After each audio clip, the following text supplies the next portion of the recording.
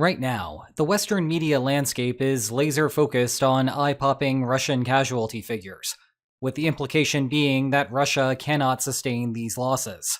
And indeed, later we will see that at current rates, Russia will suffer 33,991,753 more fatalities before fully conquering Ukraine.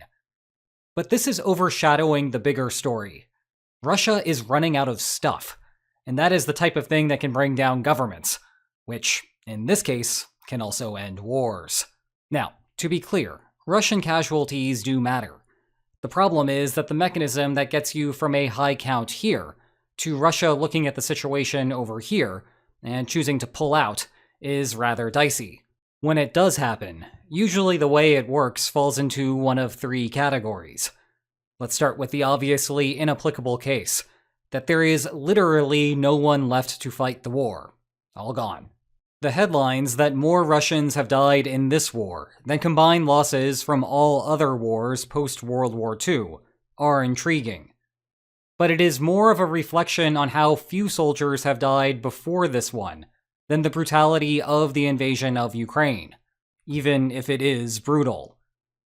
To summarize the main contributors, we have 18,500 in the Chechen Wars, 15,000 in Afghanistan, and 6,500 during the Shadow War in Ukraine. To put this in context, take a look at Russia's population pyramid, and make it a good look, because we will be returning to it later. Let's go with a high fatality count of 120,000 for this war. This is an estimate based on Russia's own probate registry, but keep in mind that this is war, and thus we have the fog of war, incentives to exaggerate, and all that other fun stuff. And if you wait a minute, I will do an exercise with Russia's own numbers to further clarify it. Anyway, take that 120,000 to the population pyramid, and it would occupy only this small sliver. It is pretty hard to see. In fact, the more detailed estimates put the breakdown at about 0.4% of all men in the 25 to 49 bracket, and closer to 0.3% for men 20 to 24. Remember that both sides are trying to protect the lowest range, because both have shrinking demographics, and they would really like that cohort to have children before visiting the battlefield. Baby-making aside, even in the worst case for Russia, there is plenty more humanity to continue this process. Now, to be clear, Russia will have significant manpower problems at the current rate that the war is going. Since Russia took the initiative in November 2023, the amount of land taken in each month looks like this. More recently, you see a spike in May when Russia began the Kharkiv offensive, followed by much smaller gains in June, as Ukraine went on a counter-offensive up there, but still lost comparatively more ground along the Eastern Front. In any case, let's do some quick back-of-the-envelope math here. The average per-month gain over this offensive for Russia is a staggeringly low 0.012% of Ukrainian territory. So far, across all offensives, Russia has captured 17.57% of Ukraine, leaving 82.43% to go. Note that the vast majority of Russian captures came from the initial 2014 annexation of Crimea, and then the first 2 months of the 2022 invasion. But let's do the math for the more recent numbers instead. Take 82.43%, divide it by 0.012%, and you get another 6,798 more months, until Russia completes the full capture of Ukraine at this pace.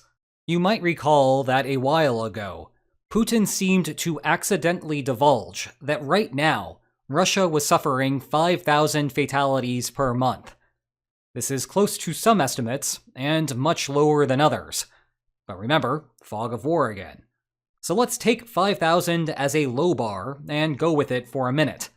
And just to stress this again, 5,000 is the Kremlin's own number, and the territorial exchange data is visually apparent.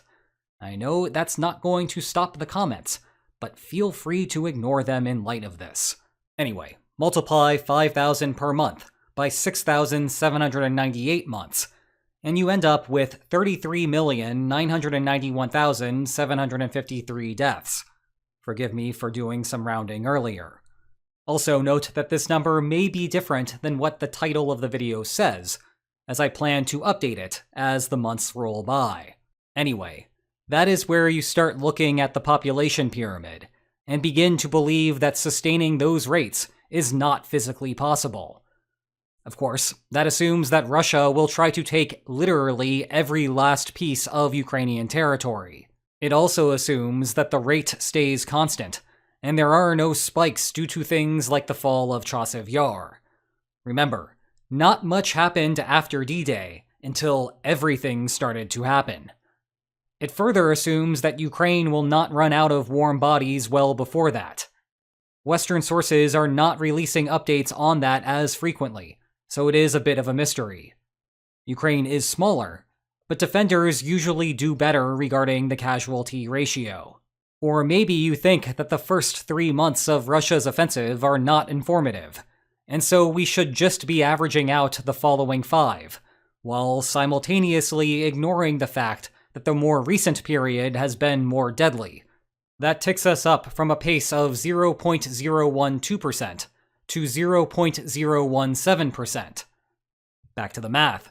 We've managed to lower the time to just 4,792 months, and, with a little more math, the bargain price of 23,962,209 fatalities. On the other hand, it also assumes that Ukraine will never retake the initiative, despite now ample funding from Western coalition partners. We also have not thought about casualties. In that aforementioned discussion, Putin did not give as clear of an indication on those numbers. But let's use the traditional 3-to-1 ratio. Time to get out the calculator again. Take the 33-some-odd million, multiply it by 3, and it works out to 101,975,258 wounded. Some of them may be able to return to the battlefield, while others will be permanently disabled. For comparison, it should be noted that Russia's total population is about 144 million. Oh, and there is the slight detail that 6,798 months translates to more than 566 years, which kinda throws the relevance of the whole 2024 population pyramid out the window. The point remains, though, that the binding constraints here are so far into the future that they are not important for maintaining Russian military capacity in the present. The second possibility is a revolution or coup at home. Either the new leadership enters office and then recalls the troops, or expectations of threats to the regime cause the current leader to preemptively pull out. Expecting this mechanism of war termination to happen soon with Russia requires a fundamental misunderstanding of how Russia is prosecuting the war. We might break down the soldiers fighting in Ukraine into 3 separate buckets. The first group initiated the invasion. They did not know what they were getting themselves into until they saw Putin make this announcement. Some were volunteer soldiers, others doing their routine but required military service. The second group came later. They are part of the mobilization class of 2022. They knew that the war was happening, and this was not part of an ordinary service. They woke up one day, saw Putin making this announcement, and were then told that they needed to go to Ukraine. Finally, you have the third group. Since that mobilization announcement, Russia has been relying on voluntary contracts, citizens willingly becoming soldiers in exchange for financial compensation. Of these, Group 3 is unlikely to cause a political issue. For those of us with the luxury of high-speed internet connections and the leisure time to watch videos on YouTube, the idea of taking money in exchange for a high risk of death or dismemberment seems rather insane. But that is just what poverty can do to someone with a family and few other opportunities. Moreover, the available data indicates that the bulk of deaths are coming from the center of the country, not the political centers toward the west, despite smaller populations here than here. The regional differences suggest that those who are dying are less likely to be originally signing up because of the Kremlin's political persuasion campaigns, and, in a tale as old as time, are more likely to be doing it for the money. To put some more bones on this, Moscow is now offering $22,000 as a signing bonus, which is on top of the $7,000 annual salary that a soldier makes, if he survives. For much of my audience, signing a likely death warrant for only $22,000 sounds crazy. But bear in mind that the average yearly income in Moscow is only about $15,500, and that includes people in high-wage industries. The key is that even if you are on the opposite end of the spectrum, you can walk right into a recruitment center, and they will hand you that $22,000. That leaves Groups 1 and 2 to cause domestic problems for the Kremlin. Group 1 is from so long ago, and a good portion of them were professional soldiers anyway. Yes, they did not expect to go to Ukraine, but they are not much of a political concern anymore. That leaves us with just Group 2, the conscripted soldiers. Of the tracked fatalities, only about 12% of them came from this group. Inmates and volunteers are the bigger categories, though unidentifiable soldiers comprise the largest chunk. Remember that these numbers are estimates. Again, though, these losses tend to be coming from the political periphery. All told, as such, Group 2 is far from a political problem. And if they were going to cause a sudden issue, it would have happened way back during the announcement. There were some problems, of course, but there wasn't anything major. Now, there is still room for revolution here if the Kremlin reneges on the terms of its various contracts or tacit understandings with its soldiers, like never demobilizing the conscripts, which apparently is now the plan. Something to keep an eye on. Anyway, the point is that we are still far away from an end to the war through this particular mechanism. The last possibility is the inability to raise an army. Right now, that would mean reaching the point where the Kremlin can no longer afford what the market demands for wages. Then the powers that be would have to decide whether to go back to conscription, and the threat of uprisings that comes along with it, or pull out. As a matter of basic supply and demand 101, the most willing soldiers are the ones who sign the first contracts. So, as Russia begins to need more recruits, the offers, namely wages, will have to increase as well. Hence that $22,000 offer from a minute ago.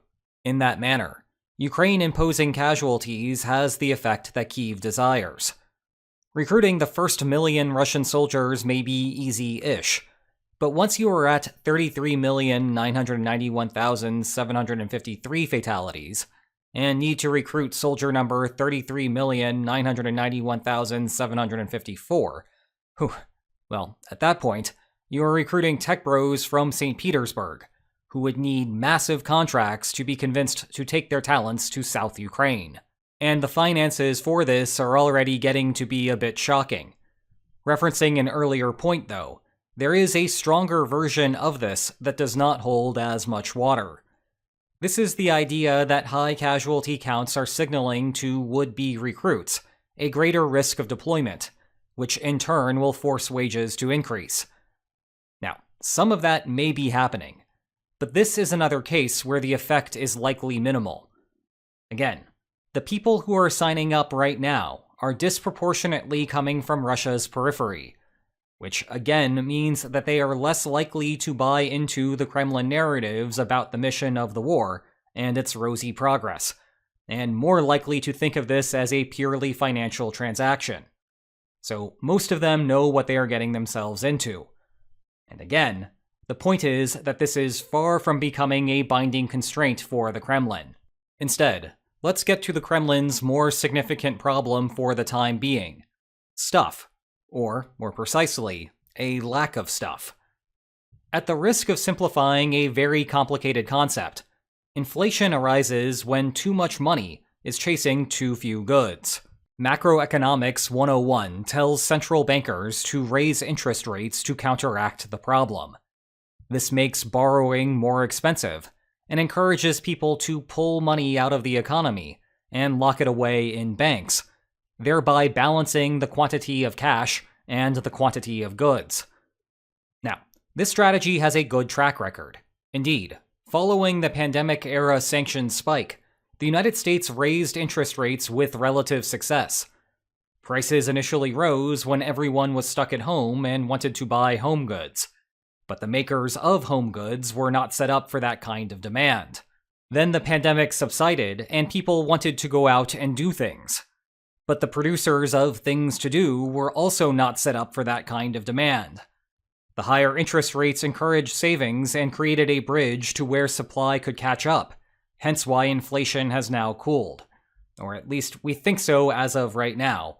As always, macroeconomics is black magic, and no one really knows with confidence what is going on. Stay at least 100 yards back from this building at all times.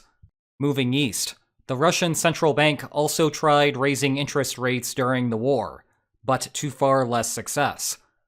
To wit, that number has been sitting at 16% for months, and now the central bank is signaling that it will go up again, because inflation in Russia is still trending upward at 8.3%. Indeed, the consensus is that interest rates will soon jump to 18%. We'll find out when the board meets on July 26th. So, unlike most of the rest of the world, why isn't Russian inflation improving? Well, let's begin by getting a better sense of why inflation is a problem for Russia in the first place. Wars require a ton of resources that ultimately get destroyed. And right now, the Russian government is ordering as much of this stuff as it can. Someone has to produce all of that metal, though, which is taking workers who would normally be contributing to the stuff production and moving them to the bombs production. To recap, fewer goods, same amount of money, what do you get? Inflation. Well, actually, because labor is also getting more income, both from the Russian government itself and through private employment. The more precise problem here is fewer amount of goods, more money, double inflation. But to explain why the central bank's measures have not solved the problem, we need to go back to that population pyramid. If you care about why it looks this way, then good news. We have an entire video on that subject. But, in short, World War II and a post-Soviet recession. Causes aside, the important thing for today is that we have an abnormally high number of people up here and an abnormally low number down here.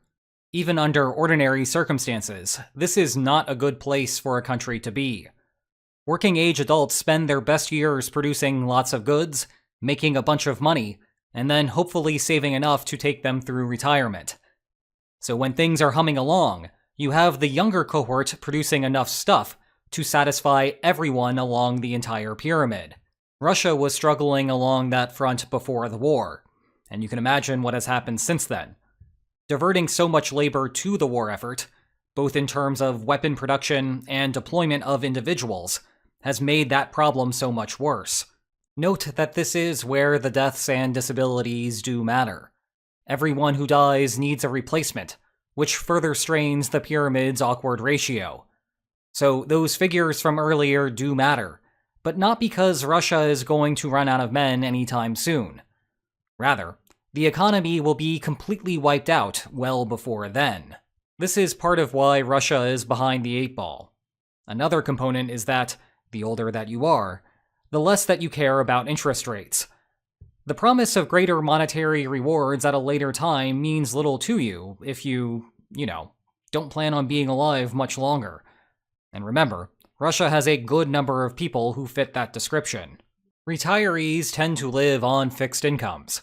They do not have much to spend month to month, but they will spend all of it. So if food prices go up, they will still buy at those prices. They just won't go golfing. But those limited resources can make the oldest cohort more vulnerable to inflation. Moreover, their unwillingness to defer spending raises deeper problems for the central bank.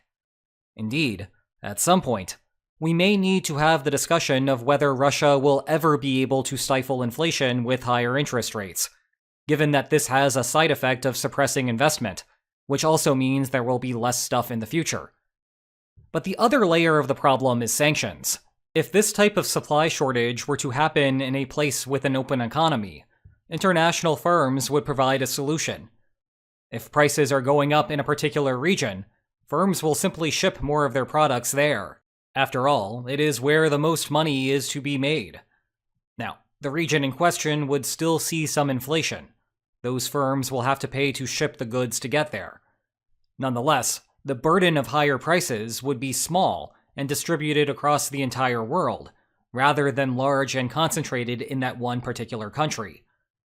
It would also have bad implications for the long-run health of the local economy, but at least inflation would not be a concern right then and there. Russia, though, is not like that. At the moment, the country is not an open economy, at least not in the traditional sense. The sanctions that the West implemented at the beginning of the war have isolated the Kremlin, and, by extension, all other Russians. That is putting immense stress on China to be Russia's chief exporter. But those consumers in Russia want to pay in rubles, and that is the rub. Rubles are not as competitive on the global market as the dollar or euros, so Chinese firms are hesitant to seek new clients there. Thus, China is mitigating the problem, but not outright solving it.